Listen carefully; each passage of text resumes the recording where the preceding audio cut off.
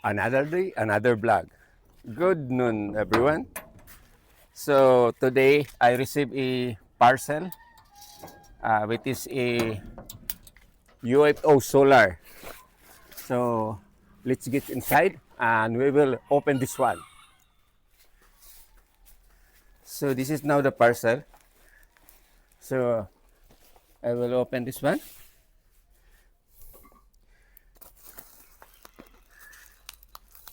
So we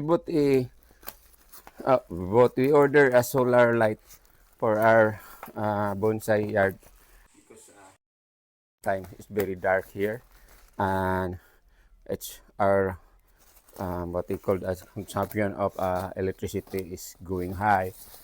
That's why my daughter decided to open this parcel, which is called a UFO Solar Light.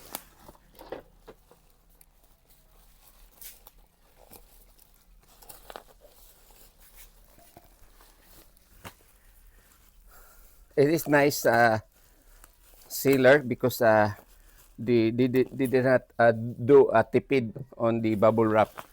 I think they put a bubble wrap into three layer. The black one is a 2 layer, and the bubbles or the what kind of wrap is this one? This plastic one is 1 layer. So this is now the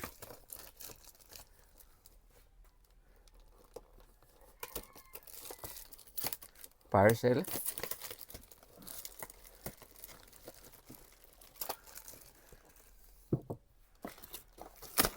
I just hope that it will what is this? It will work. Then we put this outside. So this is the it look like. So we will open this. This parcel is very known uh, 5 years from now. Oh, before I already saw this in the YouTube that somebody pressed the base during the top. Then the light is here. So very cute solar. We have 1, 2, 3, 4, 5, and solar panel that will receive the sunlight is in the top. Then the only part that is in the box is the remote control, which has a 2 battery and the screw for the mounting. Where's that? This one. So you just push this one here, then you just twist, it will lock. There's a lock. It will lock. So this is it. So we just continue my vlog for this one when we install, and I will we install, then we will waiting for nighttime, then we will let them light, then we will show to all of my viewers and subscribers how it works. So now we will install our solar light upstairs. Then I will cut first the, what is that? Kabayong andat. The anahaw leaves or patikan leaves. Oh, no. Patikan trunk. Oh, what is that? So, we'll use jigsaw. So, kindly assist me, my friend.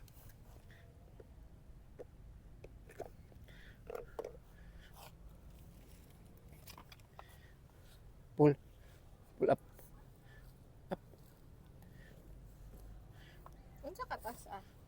Just try to, if the one is okay.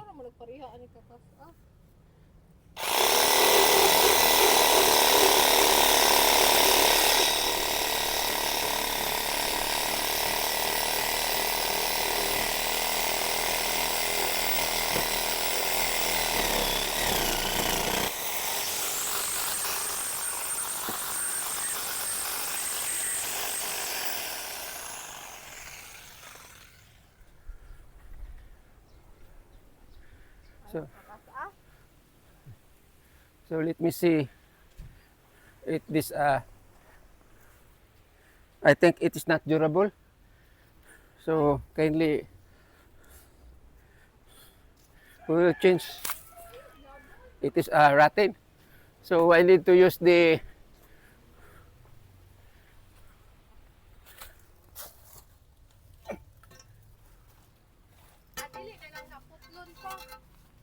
pipe.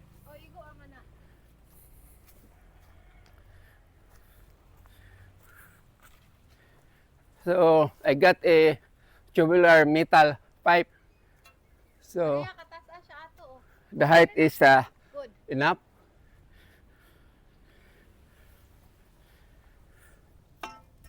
Where's the pliers and the screwdriver?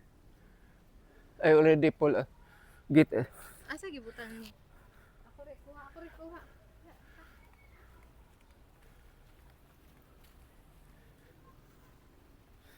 This is the problem with this. I'll transfer. Take off this.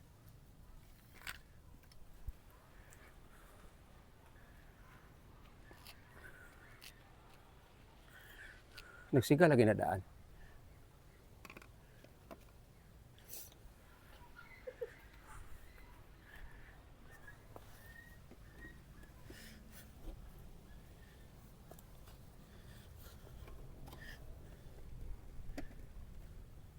Asa man ang screw?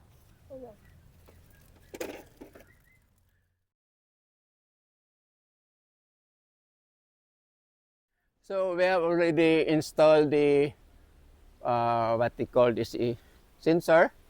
Then we have a problem between the sensor if we will put where. So I will ask my daughter if we will turn this. The sensor is facing this way. You can see the sensor. So will we locate the sensor, direction of the sensor? Asa na to ilocate? Asa maayo? Going that way or going this way? Or going this way? Diya na lang guro.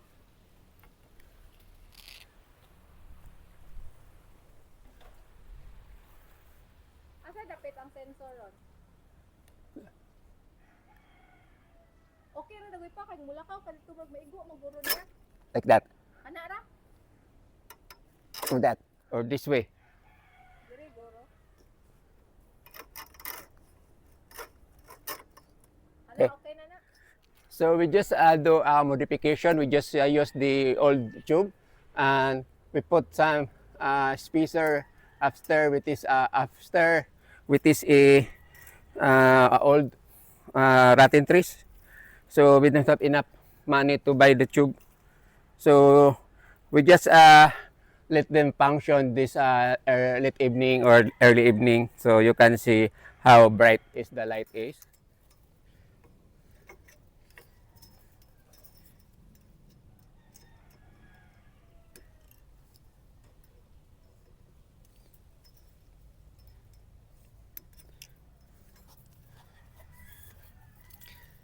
So I have done the installing. Then we just hope that even though you're stepping on the other opposite side of the sensor, the light will detect. So it's straight, 90 degrees up. So we just continue my video this evening if ever it will function. So let's see you tonight. Pa, it's night time. So what shall we do? Let's go see the The solar? Yes. Okay. So, it's dark outside. It's dark already outside. So, this is the time that I will let you see what our solar is look like. So, it's been, we have a light detection of our solar. So, you see,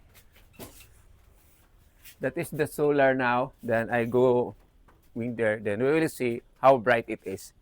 So, just follow me.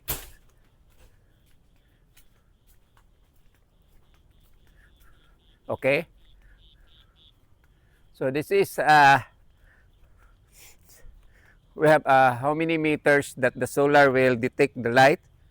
So this is how the solar function. So it's a very helpful. It is very helpful to our area here because we are in what we call is rural area. So only few people here have enough light. So this is one of our solar. This is a UFO solar, and I show something about this side of our solar also, which is we have a detection also. So have you seen that? If you can see very bright here, then we have also another one here. See? So you can see it's bright now. So I will transfer to the UFO. Hopefully the camera of my daughter facing to me I can what do you mean? I can be seen by the camera. So it's very helpful for us to having this UFO solar and the other solar there. It will last, I think, 5 minutes or 2 minutes. Then it will go to dim light. Then when it is detected by a human or any moving object, it will light or like that one. So the sensor is, we got the problem. The sensor, if you not moving, it will immediately dim the light. So just sharing about our solar, UFO solar and other solar around our house, our surrounding. So thank you very much for watching. Just sharing. Bye bye.